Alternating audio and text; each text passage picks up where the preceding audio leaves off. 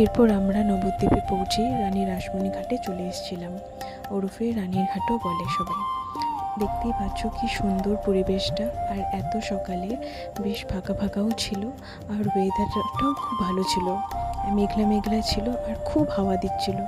এত সকালে এসেছিলাম যে তখন ঘাট পরিষ্কার করছিল লোকেরা, আর অনেকে বসেছিল, অনেকগুলো বউ বসেছিল, মানে অনেকে গঙ্গা স্নান করার পর মা গঙ্গাকে সিঁদুর তেল এগুলো অর্পণ করার জন্য বাটি নিয়ে বসেছিল, যেগুলো 20 টাকা করে নিচ্ছিল।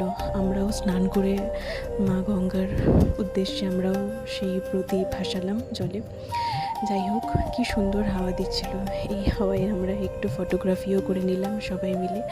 আর পাশেই ড্রেস চেঞ্জ করা জায়গাও ছিল, যেটা মনে হয় 7 টাকা করে প্রতিজন প্রতি নিচ্ছিল।